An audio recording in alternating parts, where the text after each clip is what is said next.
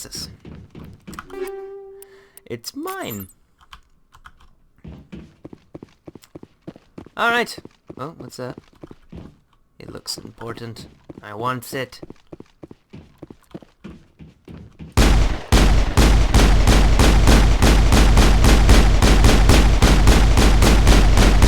Nope, alright. Well, I guess that's all we can do here. Let's bumble on out. Okay.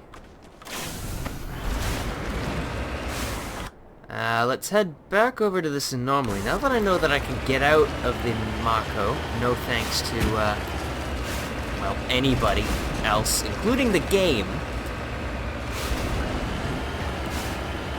it might make it slightly easier to tackle what's over there. I'm gonna have to make a note to come back here to actually get into those lockers, assuming it's worth it at that point, when my decryption skill is high enough. I suppose I might have focused on tech a little bit more, because apparently, I don't actually know, I can't remember.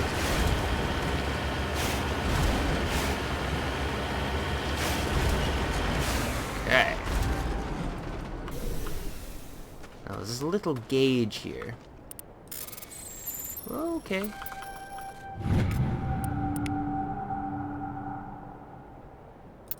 Cool. Now there's a little gauge there in the bottom right. You can see it slowly filling. I actually know what that means, but I'm gonna bet it's not good once it reaches full. And we'll just go back over here, get to that thorium deposit, and probably be told that our mining skill is not high enough. Oop, okay, alright. Whoa! Hello! It is not possible to flip the Mako. It appears to have the unfortunate ability to stay perfectly upright, no matter what impossible physics are being applied to its frame. Boing.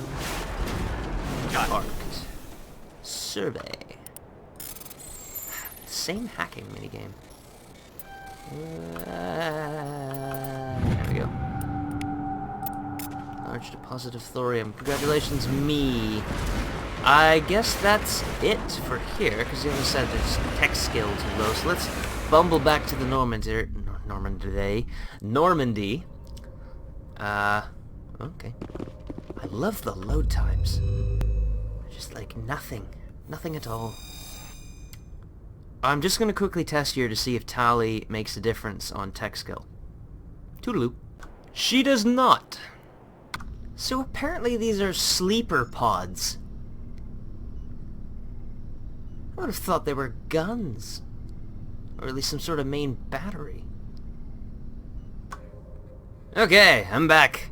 And I did a couple things off camera there. I did a quick sweep of the ship. Clicked on all the things I could, well, tapped all the things I could tap. That came out wrong. Like, there's little things you can activate around the ship that give you experience and codec stuff. I did all of those. I talked to a bunch of people. I got a couple Paragon points. I'm pretty sure I might have gotten a couple Paragon points, accidentally activated some Renegade options just by being bored and clicking through menus too quickly, and ending up with those.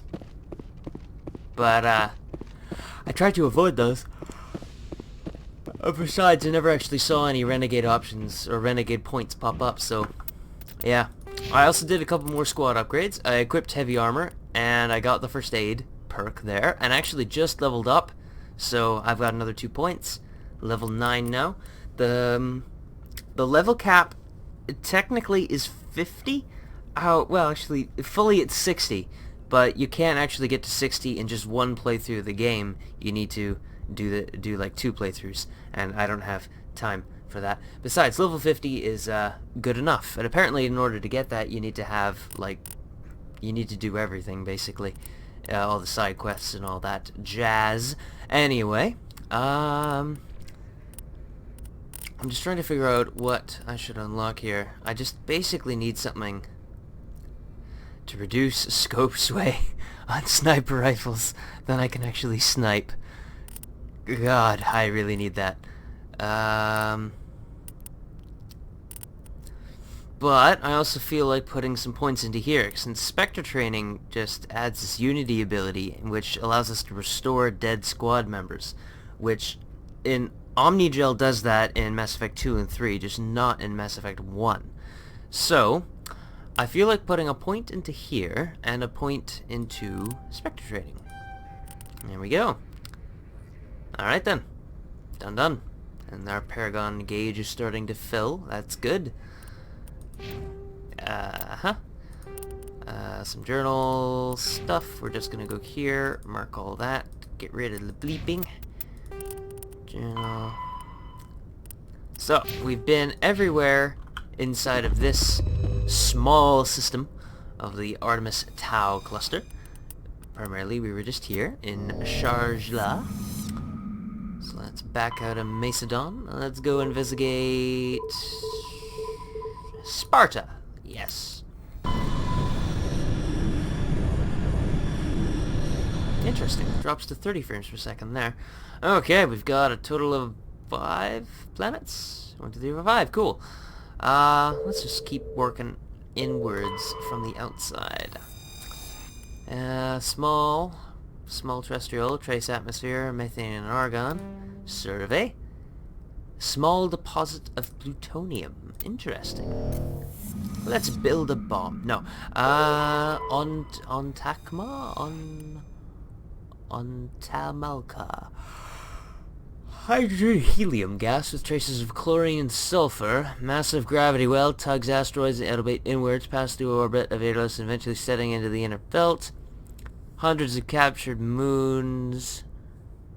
A few thousand years before being ejected, dragged down to the atmosphere, or ripped apart. So this surface has got to be... Actually, no, there's no surface. It's a gas giant. So this thing is basically like the death... It's basically like Jupiter in our system.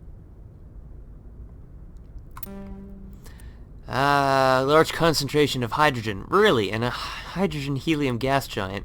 What did you expect? Okay, moving on. We've got... What's next over here?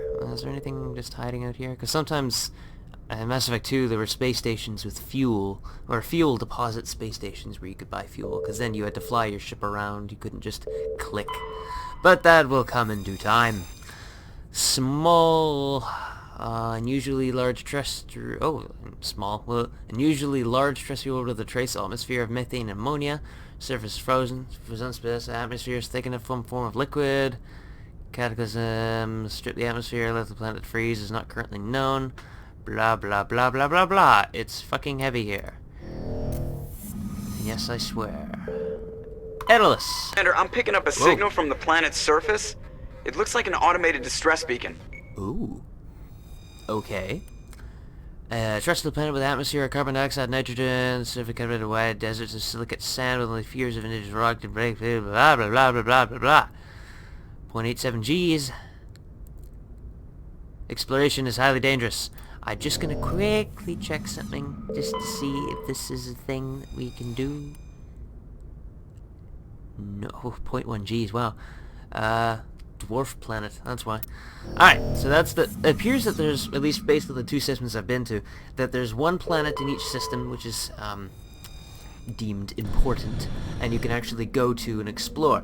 So since I've also determined that it doesn't matter what these actual strengths do to what you can explore, apparently it's just based on skill, I will continue to use my 2-man team of Garrus and Rex. I have also spent a little bit of time outfitting their respective, well, not armors, because I don't have any Turian or Krogan armor, but their weapons primarily. Oh, and if you can, and if you do pick up this game, which I highly encourage that you do, visit everywhere on your ship, because there are, like, primarily Shepard's locker on the main floor, like the main one just down below. Whoa! Cool. Alright, what's going on here? So, we've got a debris, a distress signal, and then let's go to the debris first. I've also determined that the Mako can basically climb completely vertical surfaces. Case in point. Might be a little slow, but it's a lot faster than going around. As long as we don't activate the jump jets and send ourselves careening off the edge, we should be fine. Assuming the terrain itself doesn't get the death of us. Whee! Wow, this mountain range is a little bit thicker than I imagined. Thought I saw something. Whee! Hello, whee! I apologize if I'm singing. I'm in a rather good mood. I like to think I'm not entirely tone deaf, but I've been wrong before.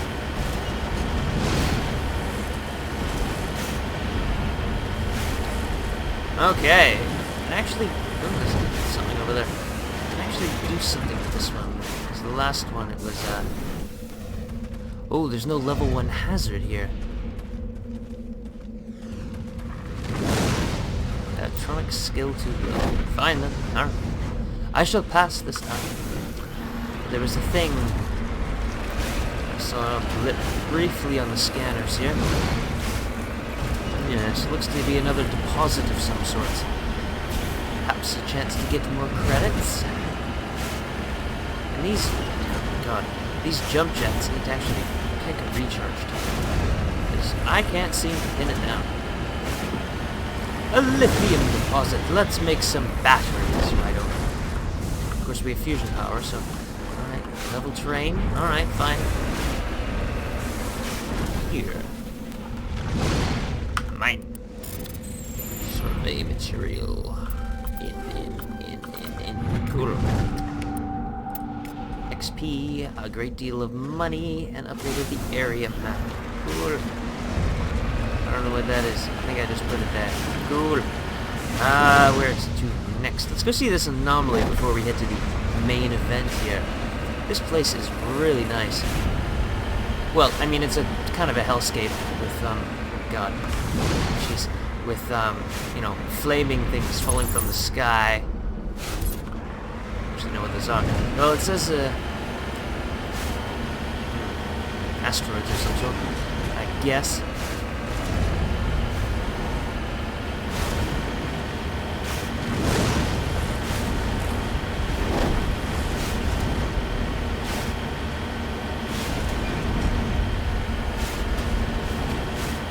Now, I wonder if that 400 meters on the bottom right is the actual space which this map occupies in every direction from the center, or if it's the circumference, diameter. I'm not exactly sure. Anyway, we appear to be approaching the anomaly at a brisk pace nonetheless. Whoa! All I can think of is space dragons.